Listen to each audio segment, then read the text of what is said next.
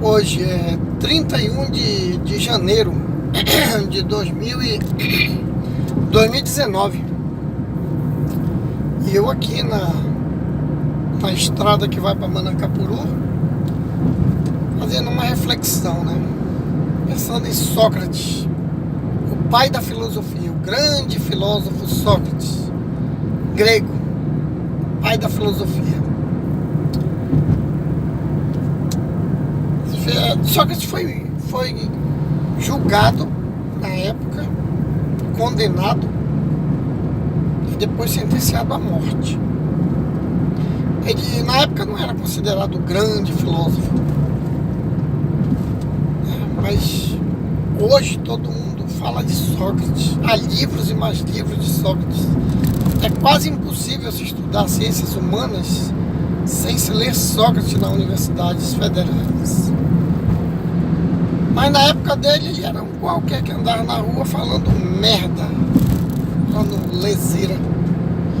E sabe por que o Sócrates foi condenado? Ele foi acusado de corromper a juventude com seus ensinamentos. Né? Ensinamentos, 90% dos ensinamentos de Sócrates eram ensinamentos políticos. E ele foi condenado pelos juízes e pelas autoridades políticas da época. Foi condenado à prisão, em seguida à morte. Um cara extremamente perigoso, né? Pregava contra o sistema, ensinava o povo a pensar. E governantes não querem povo que pense. Isso aí é um crime pensar.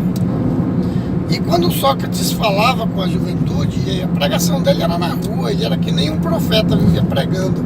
Só que era o profeta da filosofia, ele vivia pregando nas ruas.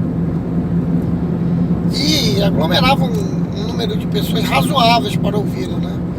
E isso incomodava as autoridades, porque o que ele falava, realmente, quem está no poder não aguentava não. Olha, prende esse cara, tem que prender esse cara para poder calar a boca dele, né? Isso lembra alguma coisa para vocês aí? Talvez esteja lembrando, né? Às vezes a gente tem que desenhar para algumas pessoas entenderem o que nós estamos dizendo. Se você fala por parábolas, por enigmas, as pessoas não compreendem, tem que desenhar. Mas o que acontece é o seguinte: Sócrates foi preso, condenado à morte, tomando um veneno chamado cicuta. E quando Sócrates foi condenado, ele foi condenado exatamente por isso.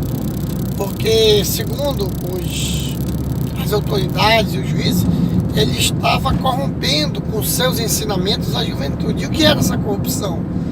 Era ensinando o jovem a pensar, a olhar o que está acontecendo à sua volta, do ponto de vista político e social, interpretar esses fenômenos e julgar aqueles que estão fazendo isso com a sociedade.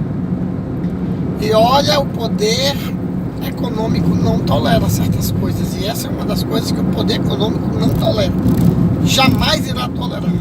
Não tolerou no mercantilismo, não tolerou no capitalismo comercial, no capitalismo mercantil, no capitalismo financeiro, no feudalismo, agora no capitalismo financeiro atual, né, que é o industrial, no que na Revolução Industrial 1789, logo depois da Revolução Industrial, né, veio o capitalismo industrial. Então, o Sócrates pregou contra o poder, aí só deu pro dele, mano, foi preso e tal. Hoje, lendo os escritos dele, todo mundo diz, pô, esse cara tinha razão. Mas foi necessário séculos e séculos para se poder reconhecer que aquele cara, aquele vagabundo, aquele bandido, aquele corrompedor da juventude, só estava falando coisas certas, preciosas, pérolas para salvar a juventude, para salvar a sociedade. Na época foi condenado, hoje é venerado. Até os próprios que condenaram ele na época, os poderosos, hoje esses mesmos poderosos, que o poder, ele é hereditário, né? Ele vai passando de pai para filho, né? Vocês já perceberam isso? Ou vocês acham que a filha do Silvio Santos vai procurar emprego em alguma fábrica do distrito? Os filhos de vocês vão procurar, mas os filhos desses caras famosos aí, dos caras milionários, vão ser tudo milionários. Já nasceram milionários. É contagiante. contagioso isso, sabe? É uma espécie de casta, não de classe, mas de casta, que a migração é mínima e é quase que proibido migrar com uma outra classe.